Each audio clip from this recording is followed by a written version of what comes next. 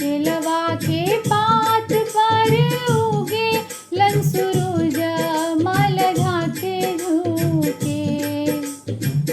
केलवा के पात पर उगे लन सूरज मल झाके झुके।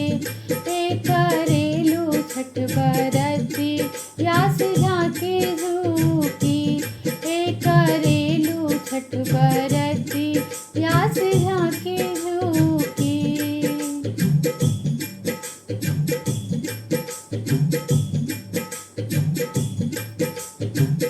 हम तो से पूछी बरतिया ए बरतिया के ठिकरा लागी।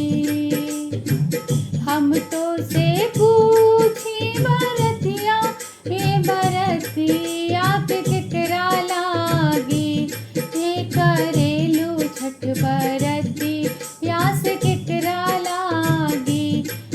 करेलू छठ बरती यास केकरा लागी।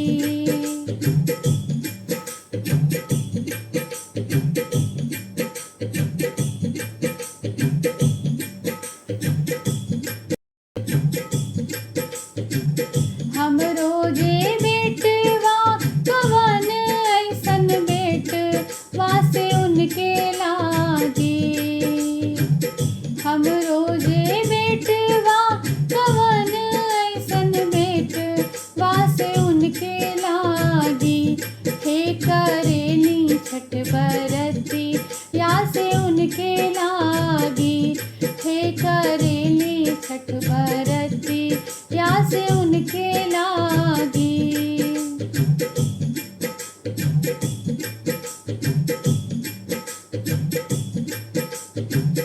अमरुद के पात पर उगेलन सूरज मल झाके झुके। अमरुद के पात पर उगेलन सूरज मल झाके झुकी। करेलू छठ बरती यास झाके झुकी। करेलू छठ बरती यास झाके झुकी। करेलू छठ बरती यास झाके झुकी।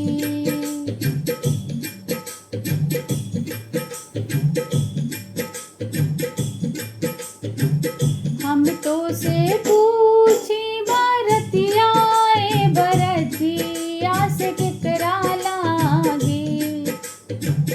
हम तो से पूछी बरतिया ए बरतिया से केकरा लागी। करेलू छठ बरती या से केकरा लागी। करेलू छठ बरती या से केकरा लागी।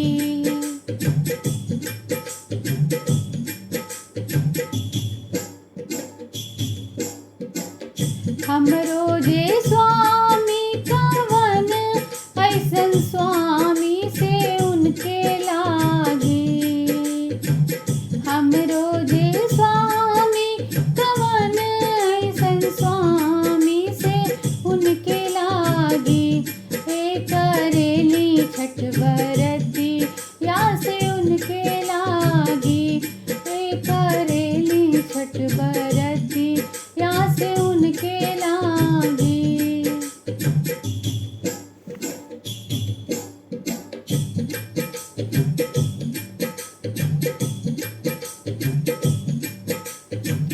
नरियर के पात पर उगेलन सूरज मल झाके झुकी। नरियल के पात पर उगेलन सूरज मल झाके झुकी। करेलू छठ बरती या से झाके झुकी। करेलू छठ बरती या से झाके झुकी।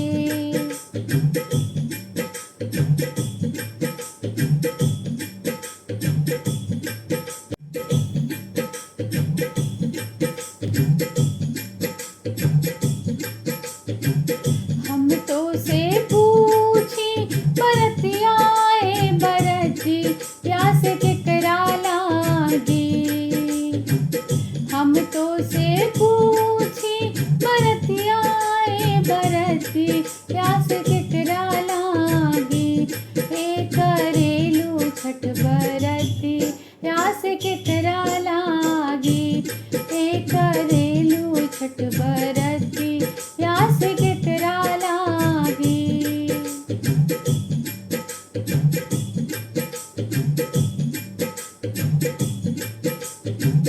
हमरो जे बेटी कवन ऐसन बेटी यास उनके लागी। हमरो जे बेटी कवन ऐसन बेटी यास उनके लागी। ए करेलू छठ बरती यास उनके लागी। ए करेलू छठ बरती यास उनके लागी। ए करेलू छठ बरती यास उनके लागी।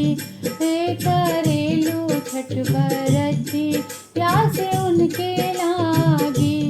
ए करेलू छठ बरती यास उनके लागी। ए करेलू छठ बरती यास उनके लागी। ए करेलू छठ बरती।